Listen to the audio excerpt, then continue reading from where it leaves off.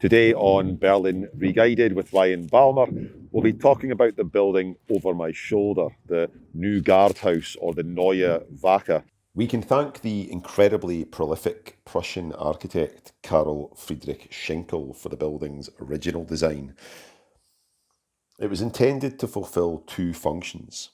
It was a guardhouse for those watching over the royal centre of Berlin, but it was also a memorial to the soldiers who died fighting Napoleon in the recent wars of liberation.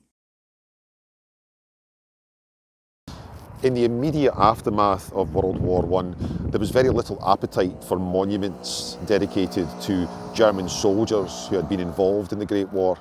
Generally, there was a feeling of great shame and humiliation felt across the country, but by 1931 things had changed. The seething resentment that many German people felt about Germany's treatment after the war meant that monuments start to be demanded by the German public. And this is when the Neue Wache undergoes its first major alteration. During the Nazi era, the National Remembrance Day, known as the Volkstrauertag, was hijacked by the dictatorship, absorbed into their matrix of propaganda spectacles. And the building here would often be used as a backdrop to these events. Of course, the other major effect that the Nazi era would have on the Neue Wache was its near destruction in the 1940s. Like everything else around us in the former royal centre of Berlin, the Neue Wache building ended up in the eastern side of the city. The East German regime were quick to make their own alterations to the Neue Wache. In the early 50s, some of the statues that stood out front, depicting heroes from the wars of liberation, were shifted, in some cases directly across the street. The East German government were happy to have these elements of Berlin's historical centre to restore and present to the world, but some things that were tainted with the stain of Prussian or Nazi militarism had to go. The East Germans also decided to alter the interior, removing a black granite centrepiece from the 1931 remodelling and replacing it in 1969 with an eternal flame encased in a glass prism, a fairly bold design choice that typified the regime as it stood on its 20th anniversary that year.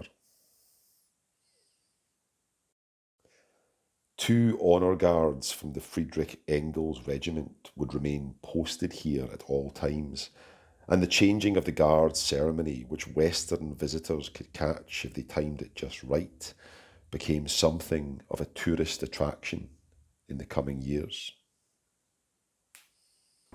In the immediate aftermath of German reunification, as Berlin was being prepared to be the capital city of Germany once again, there was a drive to begin building monuments and memorials which would show the world this was not a city which forgot its history or its responsibilities.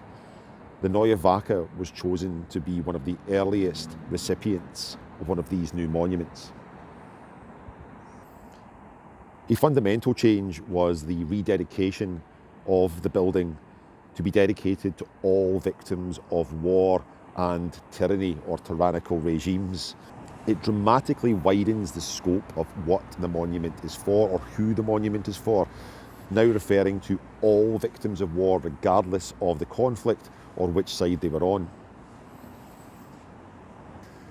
The decision was also made to reverse many of the changes made by the East German regime in the post-war era.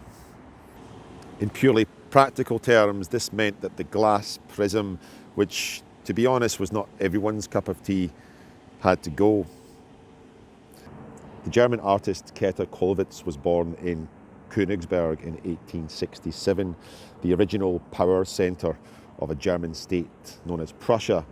In 1914, she had assisted her son's entry into the German army.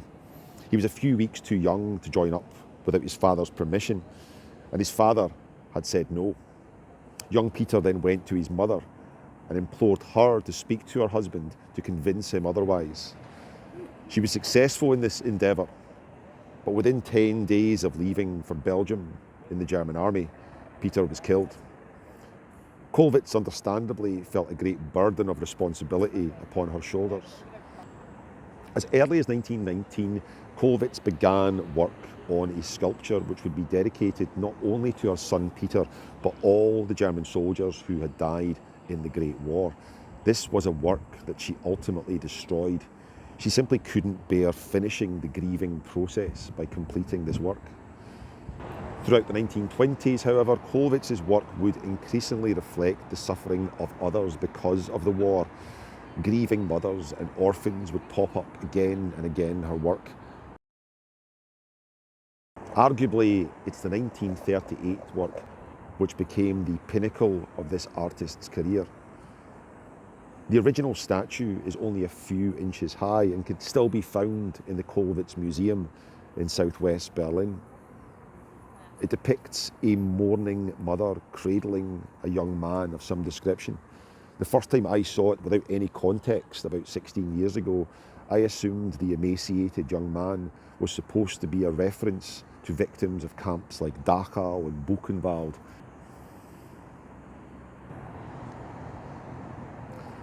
Of course, others see something very different when they first see Kollwitz's statue.